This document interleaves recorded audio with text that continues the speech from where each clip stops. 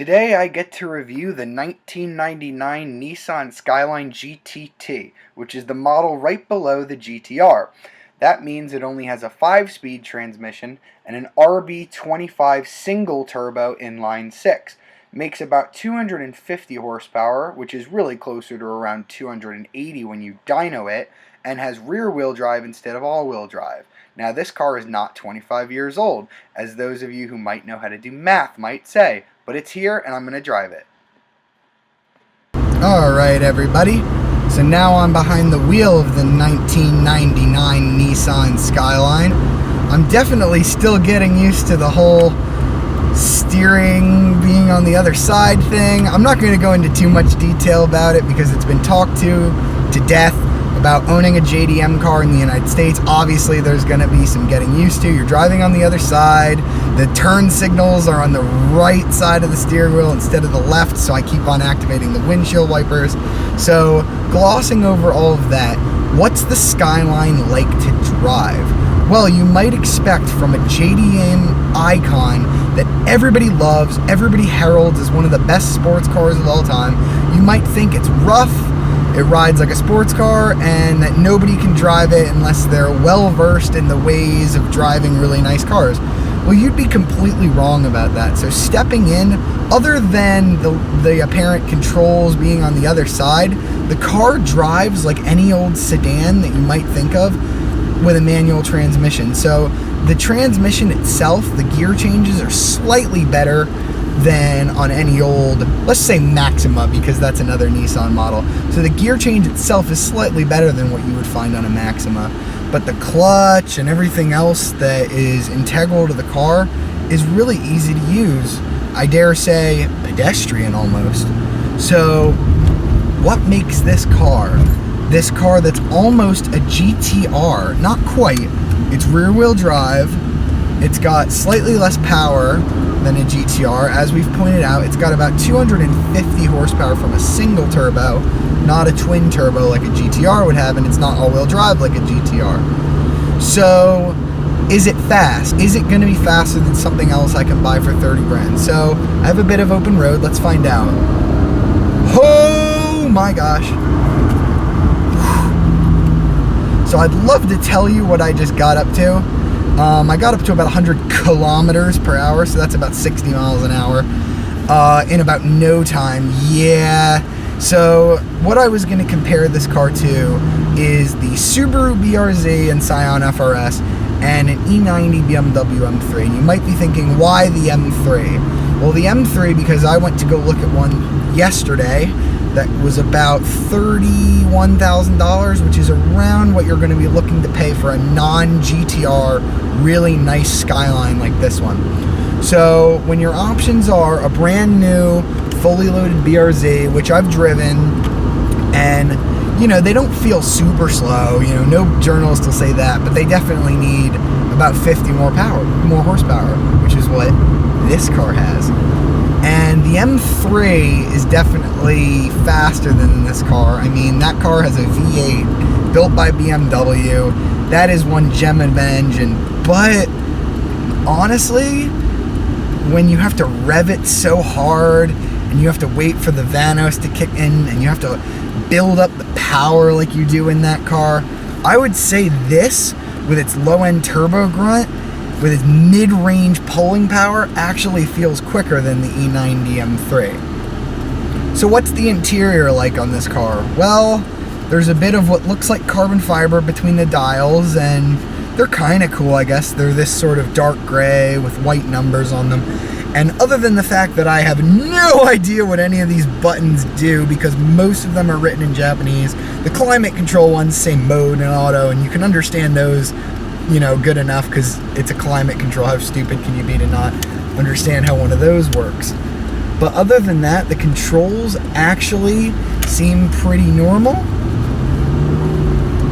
And the interior is quite roomy. I have no problem seeing out of this car, unlike other cars in this price category. V8 Camaro, worst visibility in the rear that I've ever driven in my entire life. So as far as usability, you can buy one of these and it will be just as usable as an E90 M3 and actually way more usable than a BRZ.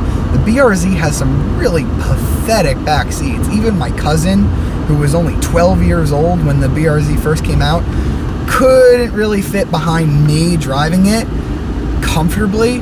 In this car, you can fit a normal sized human being in the back, which is great, and it's a bigger trunk than the BRZ. Now we're going to get on to the number one reason why you'd rather have this car than an E90 M3 or a BRZ. One is that it's way more unique, obviously. You know, the BRZ is going to be a pretty common car that a lot of people are going to start buying, hopefully, if Scion and Subaru get their way and people actually want to come buy it. The M3 is a bit less common because of how expensive it is, but everybody knows what an M3 is, kind of. You get a little bit of prestige by owning an M3, but it's not something that you wouldn't find at car shows all the time. This, on the other hand, is going to be something that's completely unique whenever you take it to car shows. And the number one good thing about it is, unlike the M3 or the BRZ, this is going to be an appreciating asset.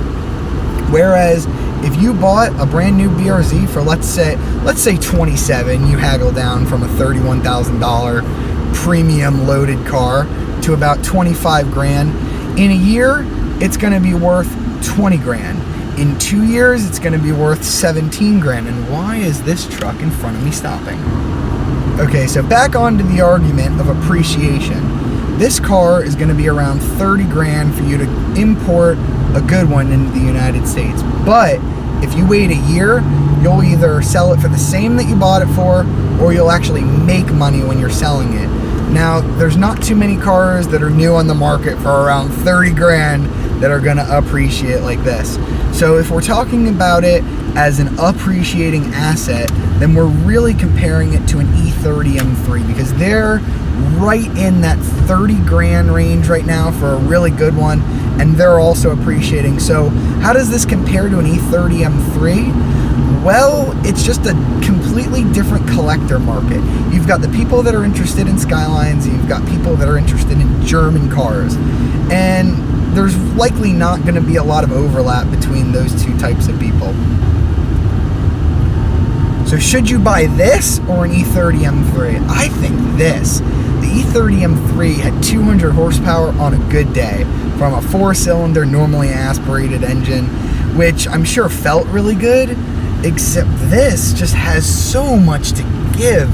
It's so much power. I mean, it's only rated about 250, but this was back during those gentlemen's agreement times for Japan, and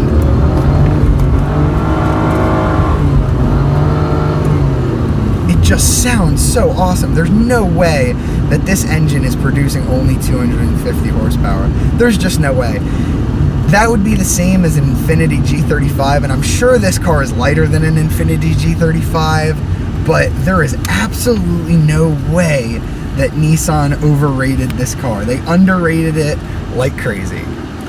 So to drive, summing it up, the steering's okay. It's kind of sedanish. It's a little bit better than you would find on your everyday sedan. It's much better than a Mustang, but it's certainly not better steering than a BRZ or an M3. I've driven both, and those have way heavier steering, and they're definitely more driver involved. Now, all of these are manual, and they haul ass. I was really surprised when I floored this car for the first time. It revs really quick, much faster than you're expecting. There's almost no turbo lag that I can detect. Basically, I went through the gears faster than I was even ready for.